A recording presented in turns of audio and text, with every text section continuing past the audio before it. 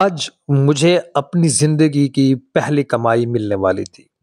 3 ماہ کی تنخواہ ایک ساتھ ملی اور ساتھ چھٹی بھی مل گئی۔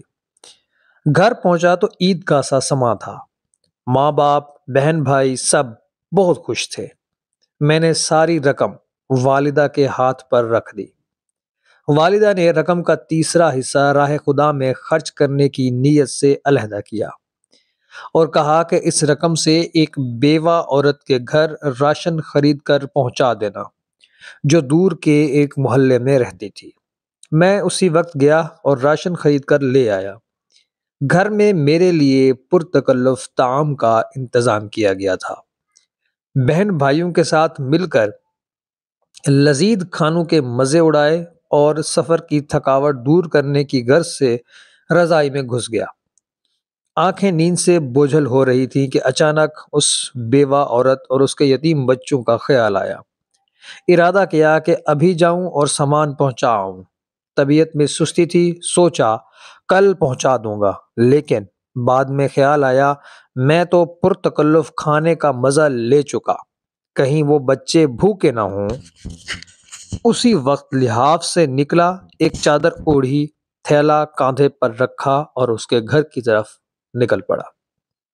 شدید سردی تھی، دھند بھی بہت زیادہ تھی اور بھاری تھیلا اٹھانے میں کافی وقت لگ رہا تھا اور ساتھ طاقت بھی لگ رہی تھی۔ ایک دور محلے میں اس عورت کا گھر تھا۔ اس کا شوہر مزدوری کرتا تھا اور 4 بچوں کا باپ تھا۔ ایک ناگہانی حادثے میں شوہر کی موت ہو گئی اور اب اس کے یتیم بچوں پر دست شفقت رکھنے والا کوئی نہ تھا۔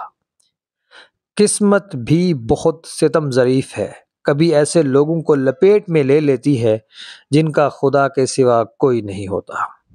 خیالات کا ایک سمندر لیے اس بیوہ عورت کے گھر کے باہر پہنچا۔ گھر کیا تھا بلکہ ایک خرابہ تھا، ایک کمرہ، چھوٹا سا صحن اور ایک خمیدہ سی 4 دیواری تھی۔ دروازہ کھٹکھٹایا تو ایک 5 سالہ بچی باہر آئی جس کے چہرے پر پریشانی، خوف اور بھوک نمایاں تھے۔ میں اس کے چہرے کو تکے جا رہا تھا اور دل ہی دل میں دعا کر رہا تھا کہ خدا کسی بچے پر ایسا وقت نہ لائے۔ اس بچی نے ایک پرانا سا جوڑا پہنا ہوا تھا اور ایک شدید سردی میں ایک پھٹی ہوئی پرانی جرسی پہنی ہوئی تھی۔ پاؤں برہنہ تھے، وہ بھی اس سردی میں کہ پیروں کو جما کر رکھ دے۔ میں نے کچھ کہے سنے بغیر راشن والا تھیلا زمین پر رکھ دیا۔ تھیلے کو دیکھتے ہی وہ بولی، کیا اس میں کھانے کا سامان ہے؟ یہ سننا تھا کہ میں حیران ہو گیا۔ ایک بار پھر اس نے یہی سوال دہرایا۔ میں نے مثبت انداز میں سر ہلا دیا۔ وہ بچی خوشی کے مارے چیختی چلاتی ماں کی طرف بھاگی اور یہ کہے جا رہی تھی، امی فرشتہ آ گیا، امی فرشتہ آ گیا۔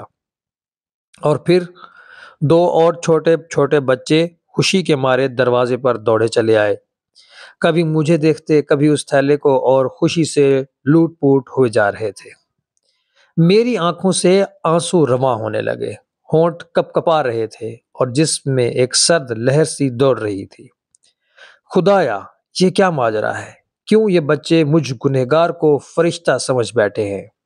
انہی سوچوں میں غلطان تھا کہ ایک خاتون جو ان کی ماں تھی دروازے پر آئی اور دروازے کی اوٹ میں کھڑی ہو کر روحان سی آواز میں یہ کہنے لگی، میرے بچے 2 دن سے بھوکے تھے، غیرت گوارا نہیں کرتی کہ کسی کے آگے ہاتھ پھیلاؤں۔